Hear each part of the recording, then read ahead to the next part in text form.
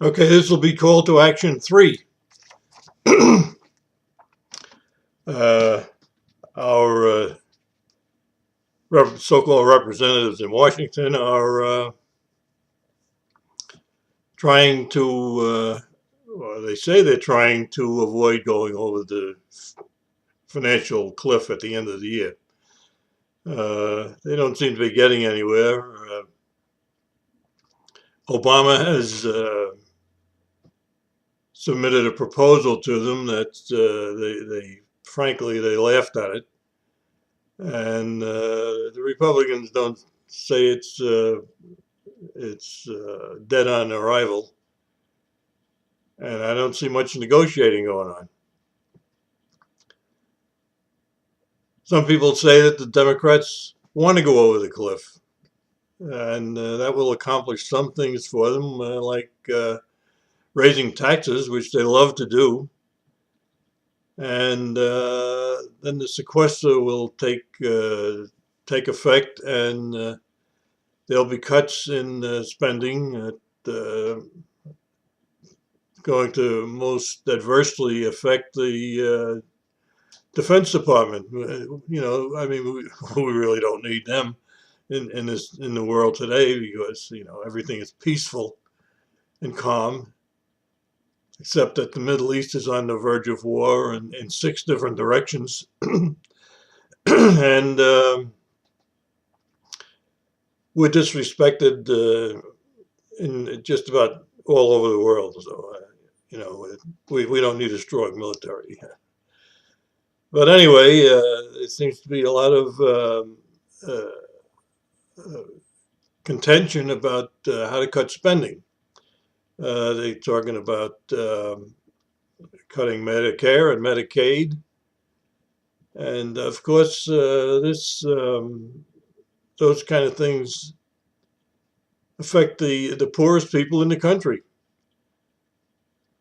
So I have some suggestions of places, things they could cut, and I'd like to show them to you. I have a list here of, let's see, how many of it? Well, this is 82 congressmen who rent cars at government expense. Now, these are supposedly used for traveling around their district, doing congressional business. And here are the. This is from the last quarter of 2011. There's 2 pages. They don't go very well on camera there, but anyway, some of them are they're over well, one of them is $1,500 a month. I mean, must be a pretty nice car. My suggestion for this is that there are a lot of salesmen who travel around. They use their own cars, and they receive an allowance. The current allowance, as far as I can find out, is 55.5 cents per mile. I think that would do quite well for our overpaid representatives in Washington. This is the latest list from the 3rd quarter of this year. I'm sorry, I got the wrong page here. Okay, here it is. It's slightly shorter. Maybe a few. I haven't compared the list, but maybe a few of them on that list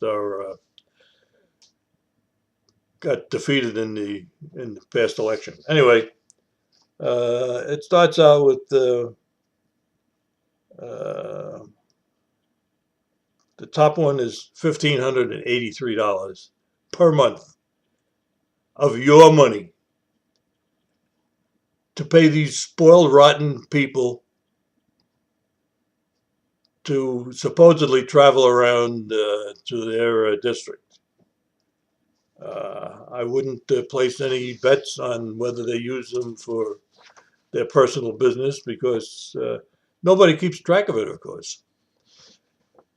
So I think that's a pretty good place to make some savings. And there's also, for some reason, uh, some government employees get bonuses at the end of the year. Why, I don't know.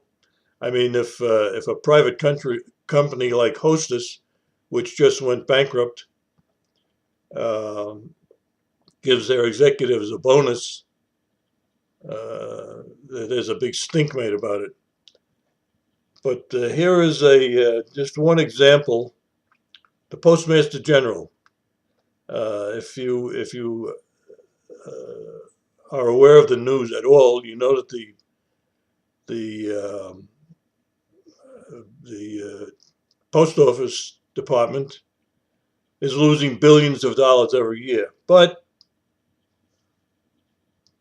the uh, the Postmaster General, whose name is John Potter, got a listen to this, a performance bonus for losing billions of dollars. He got a bonus of $135,000. Now, I think most people listening to me would just, or watching this little video, would be happy to have $135,000 as an annual salary. But Potter, his base salary is $265,000, and he gets 135,000 bonus on top of that, so that comes to 400,000. Well, that's not too bad, especially if you're so incompetent that that the outfit you run is losing. I think it's $2.6 billion more money out of your pocket. Now I know this is in the overall scheme of things. These things I'm suggesting is uh, it's a drop in the bucket. But as uh, as has been said, a dollar here, a dollar there. The first thing you know, you're talking real money. So that's just a couple of suggestions that I had to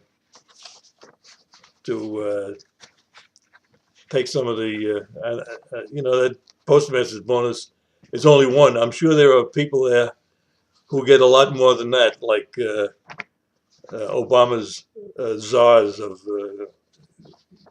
overseeing various organizations. Now they all say that they want to create jobs, which is a good thing because that's really how you combat the deficit. You put people to work and they pay income tax. So in the 60 days, I'm sorry, the 90 days before the election, uh, the Obama administration has proposed over 6,000 regulations. And if you think that doesn't kill jobs, it's disgraceful, really. Now, I just to tell you that the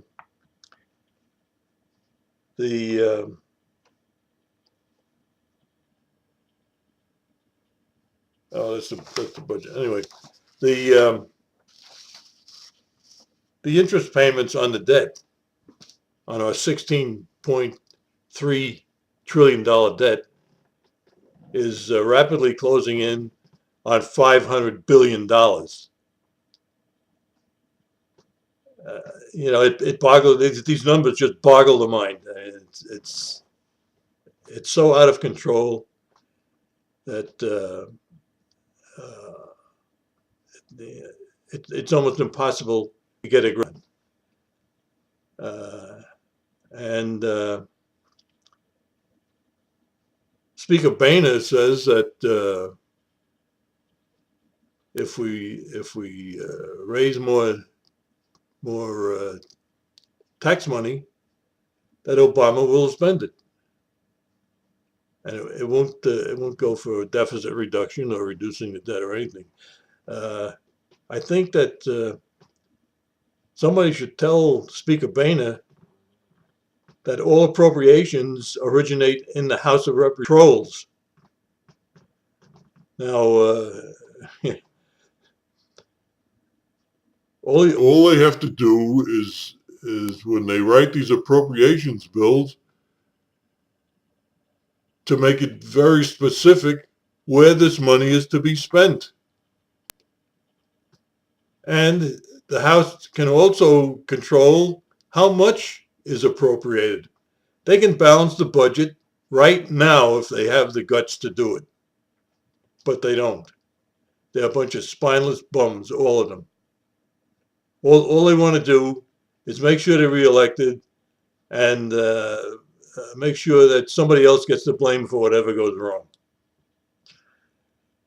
So I'm asking you to, again, contact your congressmen and senators and tell them that you want some real action, some big cuts in spending. I mean, huge cuts in spending. That's our problem. It's not taxes. There's no reason to raise anybody's taxes. They're spending too much money. The Democrats keep saying, let's go back to the Clinton tax rates because we had a wave of prosperity back then.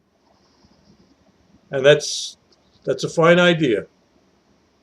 But they should also, at the same time, go back to the Clinton spending amounts, which is about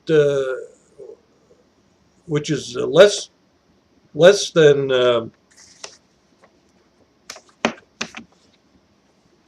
the amount of tax money that the government currently takes in. Because when Clinton was president, the last Clinton budget was 1.8 trillion. Now the government takes in a little over $2 trillion every year. So that means the budget would be balanced and we would have about $200 billion to start paying down the debt. And you know, when you pay down the debt, not only do you not have to borrow that money, but you don't have to pay the interest on it. That's a win-win situation. So Democrats, if you're really serious about the Clinton tax rates, let's also do the Clinton spending. But you won't do that, will you? Nope, they won't. Anyway, that's my complaint for today. And here's the, once again, on the top is the website where you can find your representatives and senators and how to get in touch with them. The bottom one is my email. If you want to get in touch with me and make some comments or give me some advice or tell me to shut up, but I probably won't do that. But anyway, that's it. The best thing you can do is flood these people with emails, faxes, letters, telephone calls. If you can do all of that, do it. But demand that they fix this problem. We want a huge cut in spending, no tax increases, or remind them that there's another election in 2 years. And we will remember. That's my complaint for now. and I'm sure I'll be back because I don't. Oh, if they don't, if they don't perform properly and make big cuts in spending, I'm calling for a general strike on April 15th. That's everybody should stay home from work. Businesses should close. Don't buy anything, and maybe that'll have some effect on it. Oh, one other thing. They were also talking about increasing the gasoline tax. I mean, is that the stupidest thing you've ever heard? How can this nation of 300 million people always wind up with the dumbest, most incompetent, most corrupt people running the government? Think about it in 2 years when the next election comes up. Anyway, contact your congressmen and senators and demand that they fix this problem properly. That's it for now, but I will be back.